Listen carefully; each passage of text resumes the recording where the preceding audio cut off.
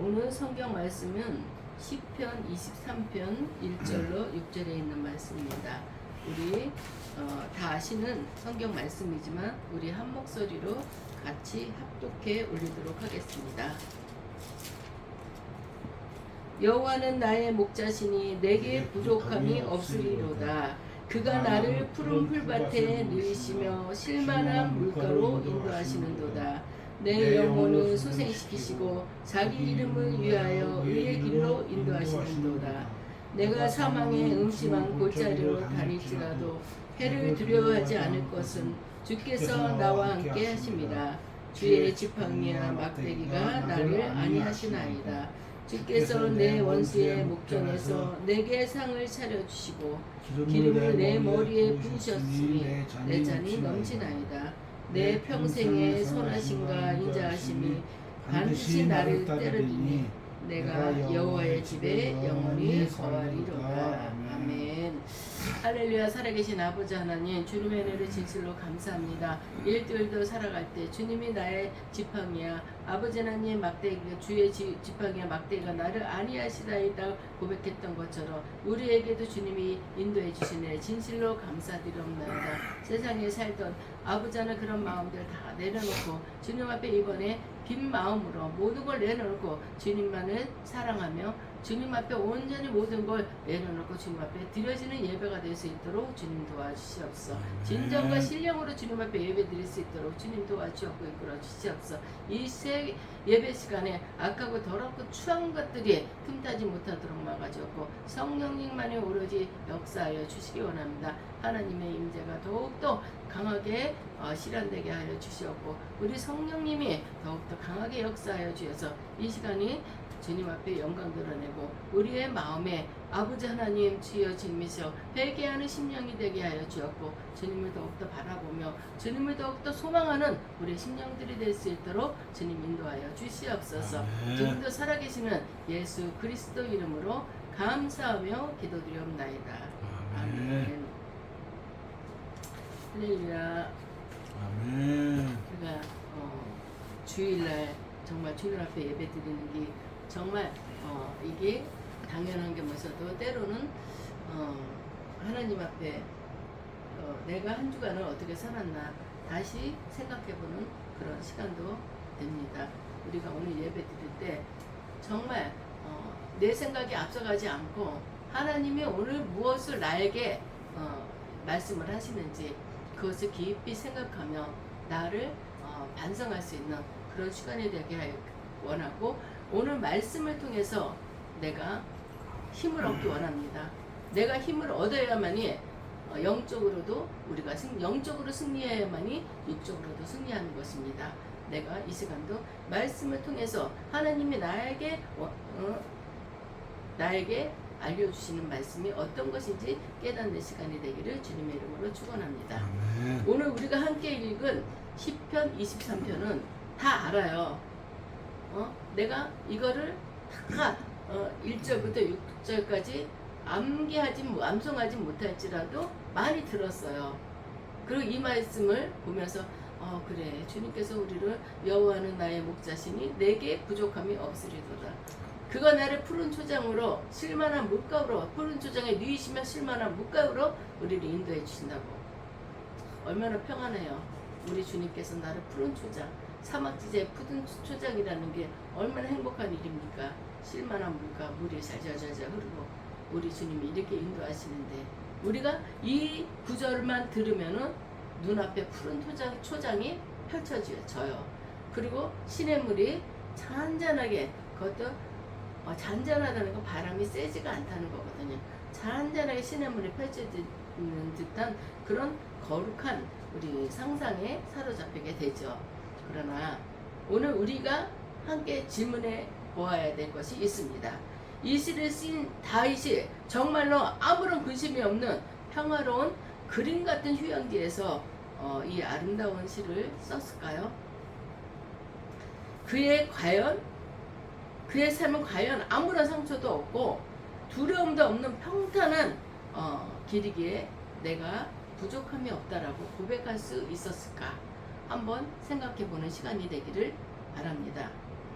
시편 23편의 배경 속에 숨겨진 다윗의 눈물, 처절한 생존의 현장을 우리가 들여다보기로 하겠습니다. 이 어두운 역사적, 목회적 배경의 속에서 발굴해낸 고백이 어떻게 오늘을 살아가는 우리에게 여전히 살아있는 소망이 되는지 함께 은혜를 나눠보고자 합니다. 23편을 깊이 이해하기 위해서는 다윗의 삶과 그가 살았던 팔레스타인의 광야의 실제 목축 환경을 우리는 알아야지 다윗을 더 이해하기 쉽고, 다윗이 쓴 시를 통해서 이분이 이런 상황에서 이런 시를 썼구나, 그거를 알게 됩니다. 다윗은 왕이 되기 전에 아버지 이새의 집에서 가장 어리고 주목받지 못하는 막내 아들로 태어났습니다. 들판에 양을 치는 목자였어요. 팔레스타인 광야는 결코 낭만적인 곳이 아니죠. 낮에는 떼약볕이 내리쬐고 밤에는 뼈를 깎는 추위가 몰려오는 그런 광야였습니다. 사자나 곰 같은 맹수들이 수시로 양떼를 노리고, 또 험준한 절벽과 낭떠러지가 도처에 널려져 있습니다. 어린 다윗은 그곳에서 사자와 곰의 입에서 양을 구해내는 그런 목자의 마음을 배웠습니다. 더 나아가 이 시는 다윗이 사울왕의 질투를 피해 사막과 광야에 동굴로 쫓겨다니던 그런 고단한 도망자의 시절입니다. 이런 도망자의 시절에서 이런 시가 나왔을까요? 혹은 인생 후반에 사랑하는 아들 압살롬이 또 반역을 했어요. 자기가 왕이 되려고. 그래서 신발도 못 신고 도망 다니고 거였어요. 미친 사람처럼 하고 다녔습니다. 아들한테 죽임당하지 않기 위해서 쫓겨다니는 그런 다윗의 상황을 볼 때 얼마나 비참합니까? 이 비통한 순간을 지어졌을 것으로 학자들은 추정해요. 다윗의 삶은 늘 사망의 음침한 골짜기와 접해 있었습니다. 평탄한 삶이 아니었다는 것은 우리는 알 수 있습니다. 팔레스타인의 지형적 특성을 본 푸른 초장과 실만한 물가는 한 곳에 풍성하게 머물러 있지 않았습니다. 목자는 양들을 위해서 아무리 여기가 푸른 초장이 있고 쉴만한 물가겠더라도 양들이 이 풀을 또 뜯었으면 다른 곳으로 또 이전을 해야 되고, 그런 것을 반복하면서 목자는 양들을 지키며 키워내는 것입니다. 특히 높은 산지의 초장으로 가기 위해서는 비가 오면 갑자기 물이 불어나는 그런 사태가 생기죠. 그래서 조그만 산에도 조그만 그 협곡을 지나야 합니다. 양 옆쪽으로 깎아지른 듯한 그런 바위 절벽이 서 있고 해가 되지 않는 곳, 바로 그것이 본문에 등장하는 사망의 음침한 골짜기라고 할 수 있습니다. 이 골짜기에는 맹수도 숨어 있고, 돌풍이 불며 양들이 발을 삐끗해서 떨어지면 죽을 수 있는 그런 위험이 도사리고 있습니다. 그러나 목자는 그 골짜기를 지나야만 더 좋은 초장으로 양들을 인도할 수 있었습니다. 다윗이 여호와는 나의 목자라고 고백할 때 그는 자신이 광야에서 양들을 돌보던 그 치열한 경험과 하나님께서 도망자요 추방자였던 자기 자신을 한순간도 놓지 않고 지키셨던 그 신실하신 손길을 떠올리고 있었던 것입니다. 오늘 본문에서 보면은 하나님과 다윗의 관계를 설명하고 있습니다. 저 하나는 그리고 또 목자와 양의 관계, 5절에서 6절을 보면은 환대하시는 주님과 초대하시는 손님의 관계를 얘기하고 있습니다. 여호와는 나의 목자시니 내가 부족함이 없으리로다. 그가 나를 푸른 초장에 누이시며 쉴만한 물가로 인도하시는도다. 1, 2절에 부족함이 없는 이유가 나오죠. 여기서 보면은 내게 부족함이 없으리 그가 나를 푸른 풀밭에 누이시며 쉴만한 물가로 인도하시는도다 말씀하셨습니다. 왜 그랬겠어요? 부족함이 없는 이는 여호와는 나의 목자시기 때문에 내가 부족함이 없다고 다윗은 고백하고 있는 것입니다. 주님과 우리의 관계가 마찬가지죠. 하나님이 나의 아버지이기 때문에, 나의 하나님이기 때문에 내가 이 세상을 살아가면서 어려움을 당하고 힘든 일을 당해도 나에겐 부족함이 없이 하나님만 의지해야 된다는 것을 말씀하고 있는 것입니다. 양은 지극히 시력이 나쁘고 스스로를 보호할 수 있는 무기가 아무것도 없어요. 정해진 길을 찾아가지 못하고 그런 미련한 동물입니다. 목자가 없으면 양은 곧 죽은 목숨과 같아요. 다윗은 자신의 능력에 뛰어난 왕이라서 부족함이 없는 것이 아니라 여호와께서 나의 목자가 되어주기 때문에 내가 부족함이 없다고 고백하는 것입니다. 내가 지금 도망자의 신자가 되지만 나에게 부족함이 없는 것은 내가 예전에 양을 치던 그 목자의 시절에 이 목자가 양을 다치는 것, 주인이 있기 때문에 양은 미련한 동물이었고 보존하는 것 같이 보이지만 부족함이 없이 주인의 인도함만 따라가면은 위험하지 않다는 것을 얘기하고 있는 것입니다. 푸른 초장과 실만한 물가는 양에게 완벽한 평안을 의미합니다. 먹을 것이 많고 우리는 물과 의식주를 해결하지 않으면 살 수가 없잖아요. 짐승들도 먹을 것과 물이 없으면 살 수가 없는데 푸른 초장과 실만한 물가, 얼마나 평안한 삶입니까? 양은 4가지 조건이 있습니다. 두려움이 없는 것, 무리간에 다툼이 없을 것, 해충이 없는 것, 배가 부를 것이 충족되지 않으면 절대로 자리에 눕지 않는 특성을 가지고 있습니다. 하나님은 우리를 단순히 살려두는 것에 그치지 않고 우리 영혼이 진정한 기쁨과 휴식을 주시는 그런 분이시라는 걸 우리는 알아야 되겠습니다. 내 영혼을 소생시키시고 자기 이름을 위하여 의의 길로 인도하시는도다. 내가 사망의 음침한 골짜기를 다닐지라도 해를 두려워하지 않을 것은 주께서 나와 함께 하심이라. 주의 지팡이와 막대기가 나를 안위하시나이다. 3절에서 4절에 이렇게 말씀을 하시죠. 하나님이 우리를 인도하시는 의의 길, 그게 항상 비단길이 아닙니다. 때로는 그 길이 사망의 음침한 골짜기를 통과하기도 합니다.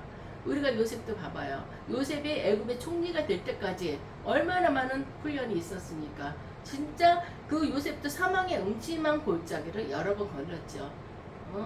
형들의 그 계략으로 인해서 애굽에 팔려가고 또 애굽 총리가 이 요셉의 그 준서 염을 보고 응탕한 생각을 했다가 또 거기 빠져가지고 요셉이 감옥살이도 했었고 얼마나 많은 일들을 했습니까?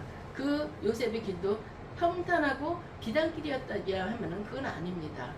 이런 훈련을 거쳐서 이 길로 가기 위해서 애굽의 총리가 되는 길로 가기 위해서 이러한 과정들을 거쳤다는 것. 우리 사람들은 훈련이 필요합니다.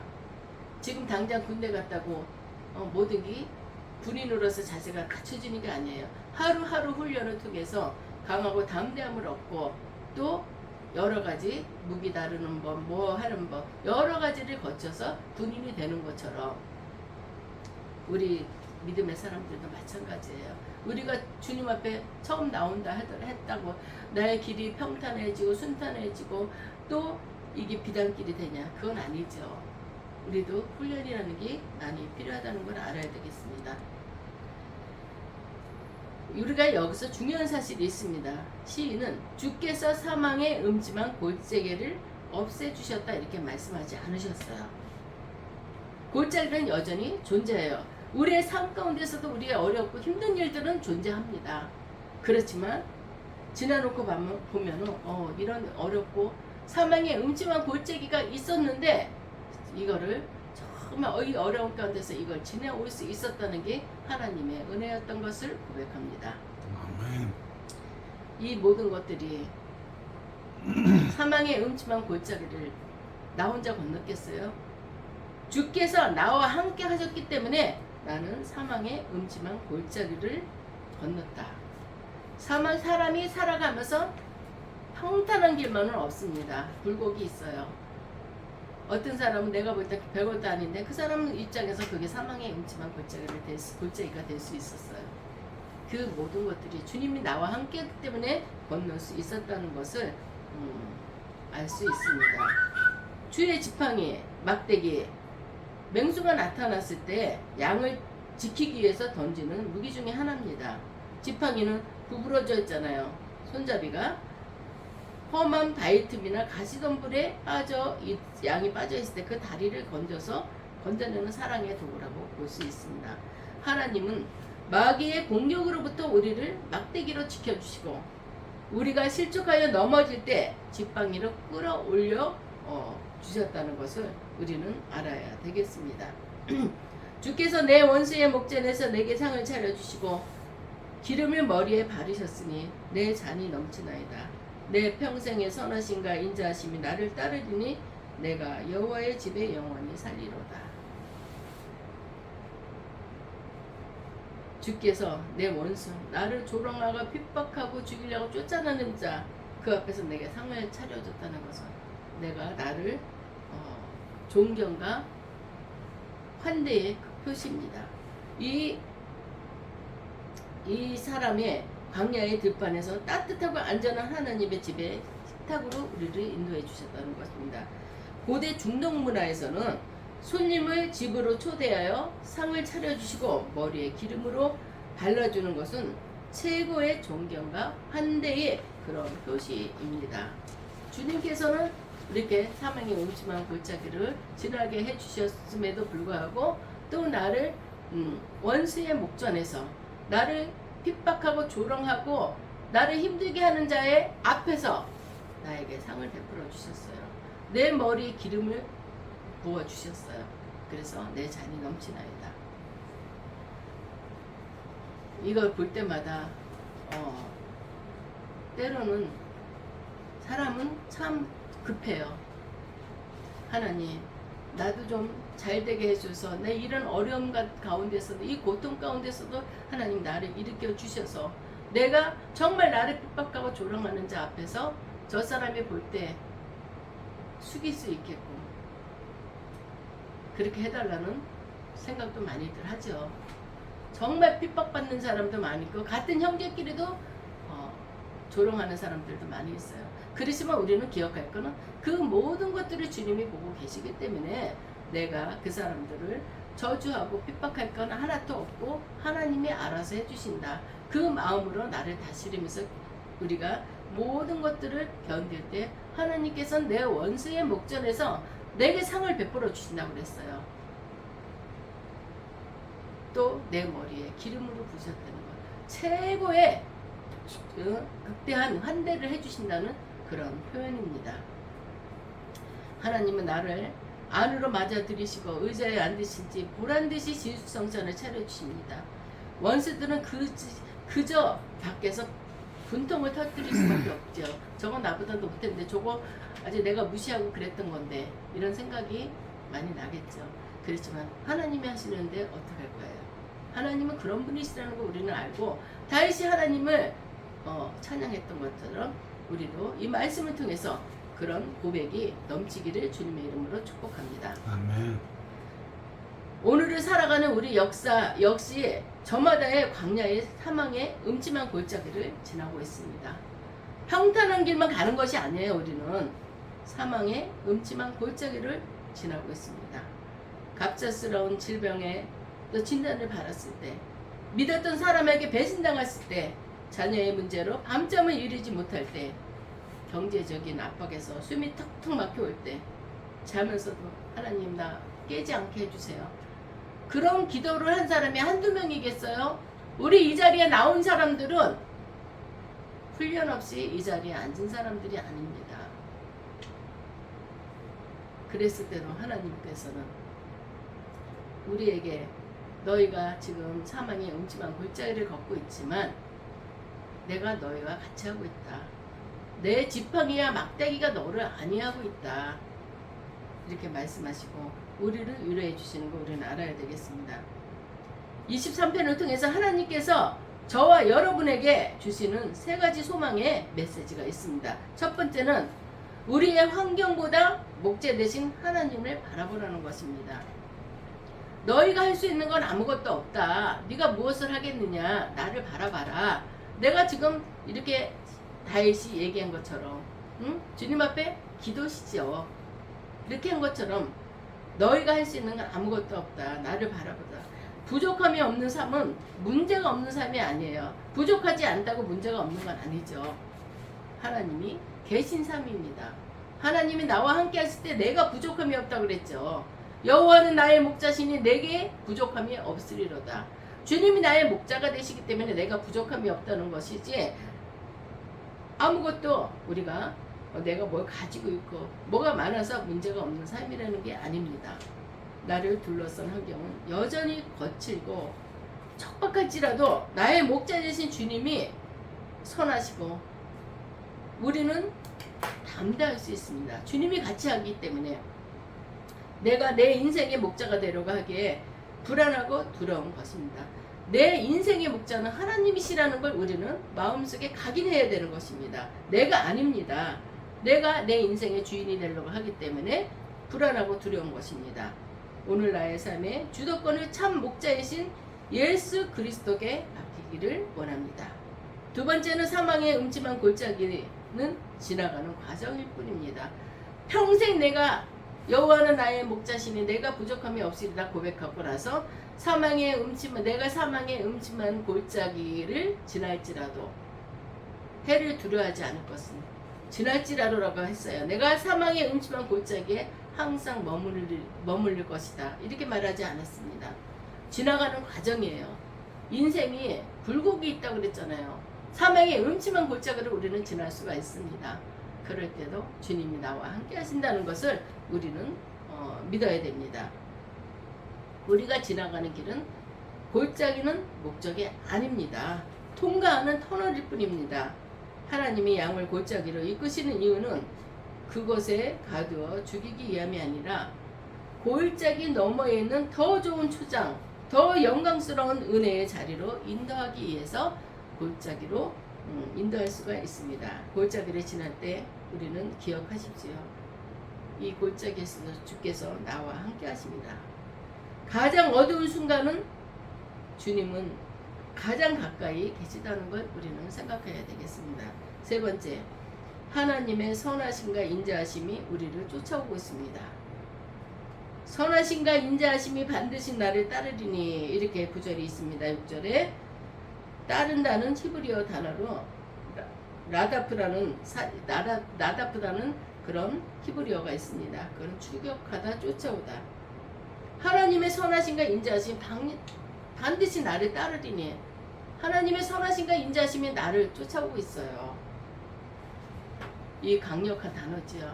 마치 사울이 다윗을 죽이려고 끈질기게 쫓아왔던 것처럼 이제는 하나님의 변함없는 사랑과 선하심이 우리의 삶을 끈질기게 추격하고 있다는 것입니다. 어려움이, 고통스러움이 나를 쫓아왔던, 예전에는 어려움과 고통스러움이 나를 곁에서 나를 머물고 있었지만 지금은 하나님의 선하심과 인자하심이 나를 포위하고 있는 거예요. 나를 쫓아오고 있는 거예요. 우리가 하나님을 놓칠 때도 있지만 하나님의 선하심과 인자하심은 절대로 우리를 놓치지 않고 끝까지 따라와 마침내 우리를 하나님의 집으로 품으실 것입니다. 요한복음 10장에 이렇게 말씀하셨죠. 나는 선한 목자라. 선한 목자는 양들을 위하여 목숨을 버리거니와. 이렇게 말씀이 나왔습니다. 우리의 참 목자이신 예수 그리스도께서는 우리를 푸른 초장으로 이끄시기 위해서 친히 십자가라는 가장 음침한 사망의 골짜기에서 자신의 목숨을 버리셨습니다.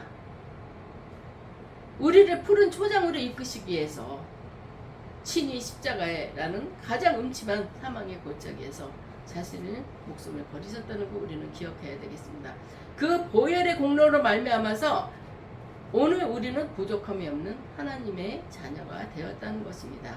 지금 혹시 어두운 골짜기를 지나고 계십니까? 나는 혼자라고 느껴지고 있습니까?